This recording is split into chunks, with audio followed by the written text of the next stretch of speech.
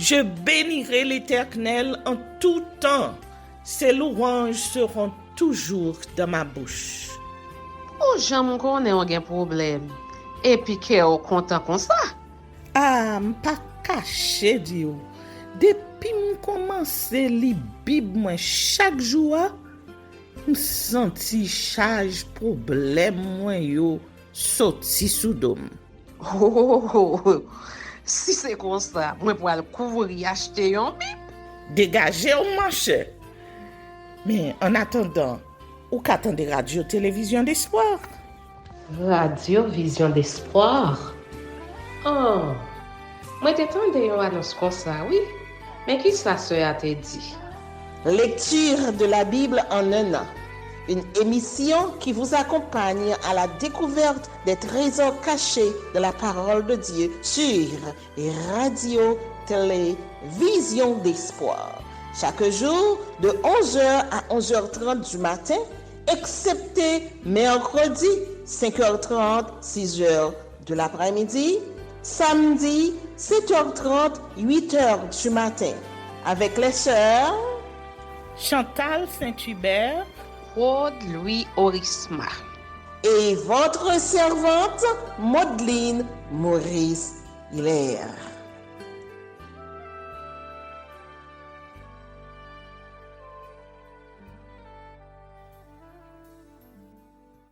Saint-Esprit de Dieu, fais-nous la grâce de jouir de ta présence durant cette lecture qui enseigne, convainc, corrige, instruit et qui sauve. Au nom de Jésus. Amen.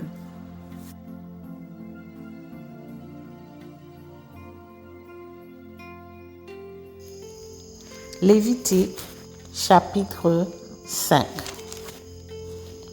Lorsque quelqu'un, après avoir été mis sous serment comme témoin, péchera en ne déclarant pas ce qu'il a vu ou ce qu'il sait, il restera chargé de sa faute.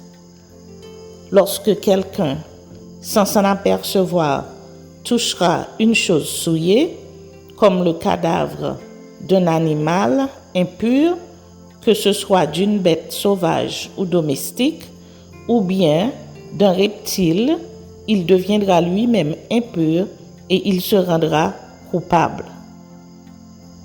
Lorsque, sans y prendre garde, il touchera une souillure humaine quelconque et qu'il s'en aperçoive plus tard, il en sera coupable. Lorsque quelqu'un, parlant à la légère, jure de faire du mal ou du bien, et que ne l'ayant pas remarqué d'abord, il s'en aperçoive plus tard, il en sera coupable. Celui donc qui se rendra coupable de l'une de ces choses fera l'aveu de son péché.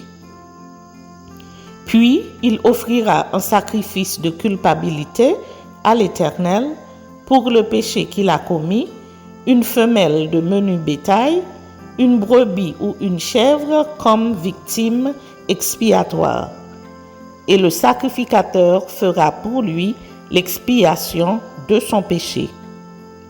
S'il n'a pas de quoi se procurer une brebis ou une chèvre, il offrira un sacrifice de culpabilité à l'Éternel pour son péché, 2 tourterelles ou 2 jeunes pigeons, l'un comme victime expiatoire, l'autre comme holocauste. Il les apportera au sacrificateur qui sacrifiera d'abord celui qui doit servir de victime expiatoire. Le sacrificateur lui ouvrira la tête avec l'ongle près de la nuque sans la séparer. Il fera sur un côté de l'autel l'aspersion du sang de la victime expiatoire et le reste du sang sera exprimé au pied de l'autel. C'est un sacrifice d'expiation. Il fera de l'autre oiseau un holocauste d'après les règles établies. C'est ainsi que le sacrificateur fera pour cet homme l'expiation du péché qu'il a commis et il lui sera pardonné. S'il n'a pas de quoi se procurer de tourterelles ou de jeunes pigeons, il apportera en offrande pour son péché 1/10 d'épha de fleur de farine comme offrande d'expiation. Il ne mettra point d'huile dessus et il n'y ajoutera point d'encens, car c'est une offrande d'expiation. Il l'apportera au sacrificateur et le sacrificateur en prendra une poignée comme souvenir et il la brûlera sur l'autel comme les offrandes consumées par le feu devant l'Éternel. C'est une offrande d'expiation. C'est ainsi que le sacrificateur fera pour cet homme l'expiation du péché qu'il a commis à l'égard de l'une de ces choses, et il lui sera pardonné. Ce qui restera de l'offrande sera pour le sacrificateur comme dans l'offrande en don. Les sacrifices de culpabilité. L'Éternel parla à Moïse et dit: lorsque quelqu'un commettra une infidélité et péchera involontairement à l'égard des choses consacrées à l'Éternel, il offrira un sacrifice de culpabilité à l'Éternel pour son péché, un bélier sans défaut, pris du troupeau d'après ton estimation en cycle d'argent, selon le cycle du sanctuaire. Il donnera, en y ajoutant 1/5, la valeur de la chose dont il a frustré le sanctuaire et il la remettra au sacrificateur. Et le sacrificateur fera pour lui l'expiation avec le bélier offert en sacrifice de culpabilité et il lui sera pardonné. Lorsque quelqu'un péchera en faisant, sans le vouloir, contre l'un des commandements de l'Éternel, des choses qui ne doivent point se faire, il se rendra coupable et sera chargé de sa faute. Il présentera au sacrificateur, en sacrifice de culpabilité, un bélier sans défaut, pris du troupeau d'après ton estimation, et le sacrificateur fera pour lui l'expiation de la faute qu'il a commise sans le savoir, et il lui sera pardonné. C'est un sacrifice de culpabilité. Cet homme s'était rendu coupable envers l'Éternel. L'Éternel parla à Moïse et dit: lorsque quelqu'un péchera et commettra une infidélité envers l'Éternel, en mentant à son prochain au sujet d'un dépôt, d'un objet confié à sa garde, d'une chose volée ou soustraite par fraude, en niant d'avoir trouvé une chose perdue ou en faisant un faux serment sur une chose quelconque de nature à constituer un péché, lorsqu'il péchera ainsi et se rendra coupable, il restituera la chose qu'il a volée ou soustraite par fraude, la chose qui lui avait été confiée en dépôt, la chose perdue qu'il a trouvée, ou la chose quelconque sur laquelle il a fait un faux serment. Il la restituera en son entier, y ajoutera 1/5 et la remettra à son propriétaire, le jour même où il offrira son sacrifice de culpabilité. Il présentera au sacrificateur un sacrifice de culpabilité à l'Éternel pour son péché, un bélier sans défaut, pris du troupeau d'après ton estimation. Et le sacrificateur fera pour lui l'expiation devant l'Éternel, et il lui sera pardonné, quelle que soit la faute dont il sera rendu coupable.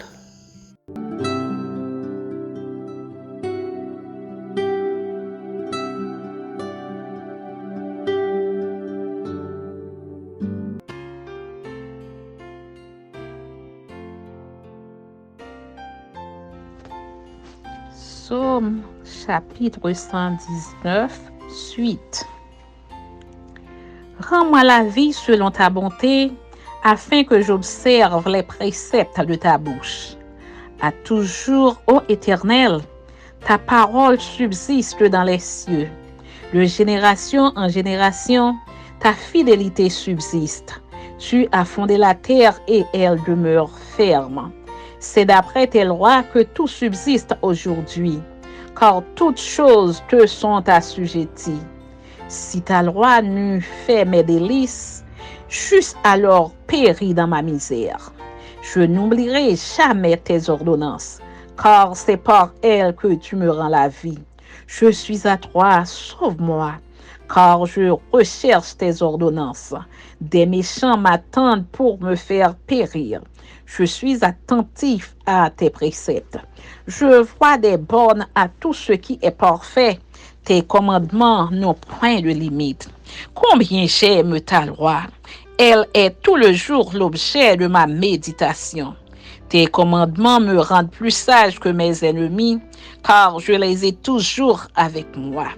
Je suis plus instruit que tous mes maîtres, car tes préceptes sont l'objet de ma méditation. J'ai plus d'intelligence que les vieillards, car j'observe tes ordonnances. Je retiens mon pied loin de tout mauvais chemin, afin de garder ta parole. Je ne m'écarte pas de tes lois, car c'est toi qui m'enseignes. Que tes paroles sont douces à mon palais, plus que le miel à ma bouche. Par tes ordonnances, je deviens intelligent. Aussi, je hais toute voie de mensonge. Ta parole est une lampe à mes pieds et une lumière sur mon sentier.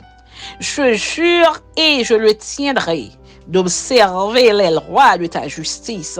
Je suis bien humilié, Éternel, rends-moi la vie selon ta parole. Agrée, ô Éternel, les sentiments que ma bouche exprime et enseigne-moi tes lois. Ma vie est continuellement exposée et je n'oublie point ta loi. Des méchants me tendent des pièges et je ne m'égare pas loin de tes ordonnances. Tes préceptes sont pour toujours mon héritage, car ils sont la joie de mon cœur. J'incline mon cœur à pratiquer tes statuts toujours jusqu'à la fin. Je hais les hommes indécis et j'aime ta loi. Tu es mon asile et mon bouclier. J'espère en ta promesse. Éloignez-vous de moi, méchants, afin que j'observe les commandements de mon Dieu. Soutiens-moi selon ta promesse, afin que je vive. Et ne me rends point confus dans mon espérance. Sois mon appui pour que je sois sauvé et que je m'occupe sans cesse de tes statuts. Tu méprises tous ceux qui s'écartent de tes statuts, car leur tromperie est sans effet. Tu enlèves comme de l'écume tous les méchants de la terre. C'est pourquoi j'aime tes préceptes. Ma chair frissonne de l'effroi que tu m'inspires et je crains tes jugements. J'observe ta loi et la justice. Ne m'abandonne pas à mes oppresseurs. Prends sous ta garantie le bien de ton serviteur. Ne me laisse pas opprimer par des orgueilleux. Mes yeux languissent après ton salut et après la promesse de ta justice. Agis envers ton serviteur selon ta bonté et enseigne-moi tes statuts. Je suis ton serviteur, donne-moi de l'intelligence pour que je connaisse tes préceptes. Il est temps que l'Éternel agisse, il transgresse ta loi. C'est pourquoi j'aime tes commandements. Plus que l'or et que l'or fin, c'est pourquoi je trouve juste toutes tes ordonnances. Je hais toute voie du mensonge. Tes préceptes sont admirables, ainsi mon âme les observe. La révélation de tes paroles est claire, elle donne de l'intelligence aux simples. J'ouvre la bouche et je soupire, car je suis avide de tes commandements. Tourne vers moi ta face et aie pitié de moi selon ta coutume à l'égard de ceux qui aiment ton nom. Affermis mes pas dans ta parole et ne laisse aucune iniquité dominer sur moi. Délivre-moi de l'oppression des hommes, afin que je garde tes ordonnances. Fais luire ta face sur ton serviteur et enseigne-moi tes statuts. Mes yeux répandent des torrents d'eau parce qu'on n'observe point ta loi. Tu es juste, ô Éternel, et tes jugements sont équitables. Tu fondes tes préceptes sur la justice et sur la plus grande fidélité. Mon zèle me consume parce que mes adversaires oublient tes paroles. Ta parole est entièrement éprouvée et ton serviteur l'aime. Je suis petit et méprisé. Je n'oublie point tes ordonnances. Ta justice est une justice éternelle et ta loi est la vérité. La détresse et l'angoisse m'atteignent. Tes commandements font mes délices. Tes préceptes sont éternellement justes. Donne-moi l'intelligence pour que je vive. Je t'invoque de tout mon cœur. Exauce-moi, Éternel, afin que je garde tes statuts. Je t'invoque, sauve-moi, afin que j'observe tes préceptes. Je devance l'aurore et je crie, j'espère en tes promesses. Je devance les veilles et j'ouvre les yeux pour méditer ta parole. Écoute-moi selon ta bonté, rends-moi la vie selon ton jugement. Ils s'approchent, ceux qui poursuivent le crime, ils s'éloignent de la loi. Tu es proche, ô Éternel, et tous tes commandements sont la vérité. Dès longtemps, je sais par tes préceptes que tu les as établis pour toujours. Vois ma misère et délivre-moi, car je n'oublie point ta loi. Défends ma cause et rachète-moi. Rends-moi la vie selon ta promesse. Le salut est loin des méchants, car ils ne recherchent pas tes statuts. Tes compassions sont grandes, ô Éternel. Rends-moi la vie selon tes jugements. Mes persécuteurs et mes adversaires sont nombreux. Je ne m'écarte point de tes préceptes. Je vois avec dégoût des traîtres qui n'observent pas ta parole. Considère que j'aime tes ordonnances. Éternel, rends-moi la vie selon ta bonté. Le fondement de ta parole est la vérité et toutes les lois de ta justice sont éternelles. Des princes me persécutent sans cause, mais mon cœur ne tremble qu'à tes paroles. Je me réjouis de ta parole comme celui qui trouve un grand butin. Je déteste le mensonge, j'aime ta loi. 7 fois le jour, je te célèbre à cause des lois de ta justice. Il y a beaucoup de paix pour ceux qui aiment ta loi, et il ne leur arrive aucun malheur. J'espère en ton salut, ô Éternel, et je pratique tes commandements. Mon âme observe tes préceptes et je les aime beaucoup. Je garde tes ordonnances et tes préceptes, car toutes mes voies sont devant toi. Que mon cœur parvienne jusqu'à toi, ô Éternel. Que mon cri parvienne jusqu'à toi, ô Éternel. Donne-moi l'intelligence selon ta promesse. Que ma supplication arrive jusqu'à toi. Délivre-moi selon ta promesse.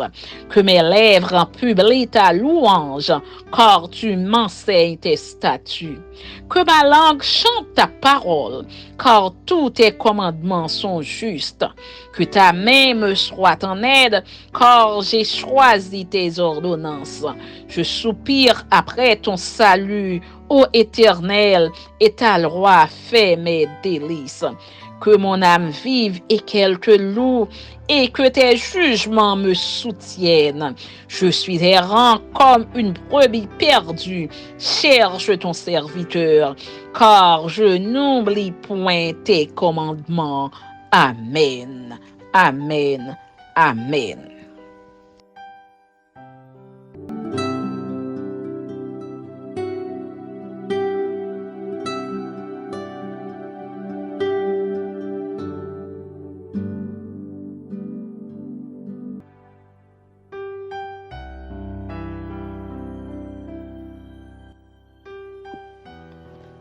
Luc chapitre 21. La pauvre veuve. Jésus, ayant levé les yeux, vit les riches qui mettaient leurs offrandes dans le tronc. Il vit aussi une pauvre veuve qui y mettait 2 petites pièces. Et il dit, « Je vous le dis en vérité, cette pauvre veuve a mis plus que tous les autres, car c'est de leur superflu que tous ceux-là ont mis des offrandes dans le tronc, mais elle a mis de son nécessaire tout ce qu'elle avait pour vivre. » La destruction de Jérusalem et l'avènement du Fils de l'homme.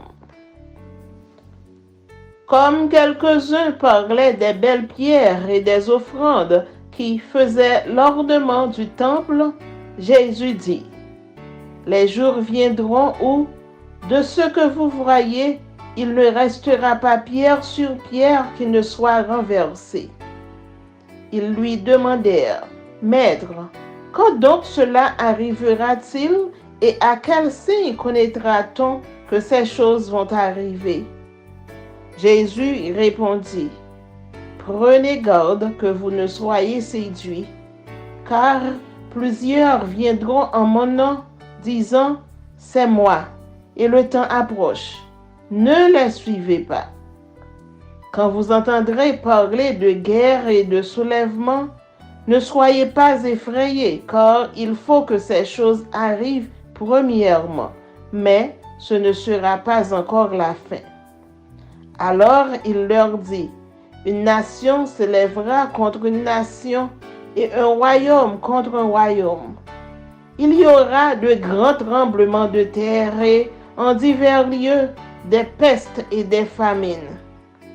Il y aura des phénomènes terribles et de grands signes dans le ciel. Mais avant tout cela, on mettra la main sur vous et l'on vous persécutera. On vous livrera aux synagogues, on vous jettera en prison, on vous mènera devant des rois et devant des gouverneurs à cause de mon nom. Cela vous arrivera pour que vous serviez de témoignage. Mettez-vous donc dans l'esprit de ne pas préméditer votre défense. Car je vous donnerai une bouche et une sagesse à laquelle tous vos adversaires ne pourront résister ou contredire. Vous serez livrés même par vos parents, par vos frères, par vos proches et par vos amis, et ils feront mourir plusieurs d'entre vous. Vous serez haïs de tous à cause de mon nom. Mais il ne se perdra pas un cheveu de votre tête.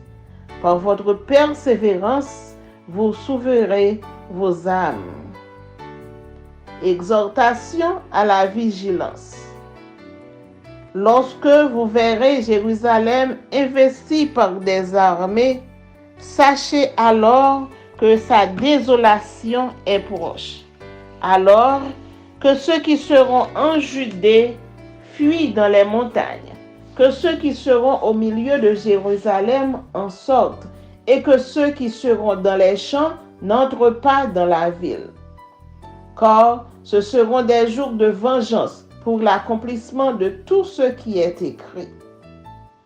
Malheur aux femmes qui seront enceintes et à celles qui allaiteront en ces jours-là, car il y aura une grande détresse dans le pays et de la colère contre ce peuple. Ils tomberont sous le tranchant de l'épée. Ils seront emmenés captifs parmi toutes les nations, et Jérusalem sera foulée aux pieds par les nations jusqu'à ce que les temps des nations soient accomplis. Il y aura des signes dans le soleil, dans la lune et dans les étoiles. Et sur la terre, il y aura de l'angoisse chez les nations qui ne sauront que faire au bruit de la mer et des flots. Les hommes rendant l'âme de terreur de l'attente de ce qui surviendra pour la terre, car les puissances des cieux seront ébranlées. Alors, on verra le Fils de l'homme venant sur une nuée avec puissance et une grande gloire. Quand ces choses commenceront à arriver, redressez-vous et levez vos têtes, parce que votre délivrance approche. Et il leur dit une comparaison. Voyez le figuier et tous les arbres. Dès qu'ils ont poussé, vous connaissez de vous-même en regardant que déjà l'été est proche. De même, quand vous verrez ces choses arriver, sachez que le royaume de Dieu est proche. Je vous le dis en vérité, cette génération ne passera point que tout cela n'arrive. Le ciel et la terre passeront, mais mes paroles ne passeront point. Prenez garde à vous-même, de crainte que vos cœurs ne s'apesantissent par les excès du manger et du boire, et par les soucis de la vie, et que ce jour ne vienne sur vous à l'improviste, car il viendra comme un filet sur tous ceux qui habitent sur la surface de toute la terre. Veillez donc et priez en tout temps, afin que vous ayez la force d'échapper à toutes ces choses qui arriveront et de paraître debout devant le Fils de l'homme. Pendant le jour, Jésus enseignait dans le temple et il allait passer la nuit à la montagne appelée montagne des Oliviers. Et tout le peuple, dès le matin, se rendait vers lui dans le temple pour l'écouter.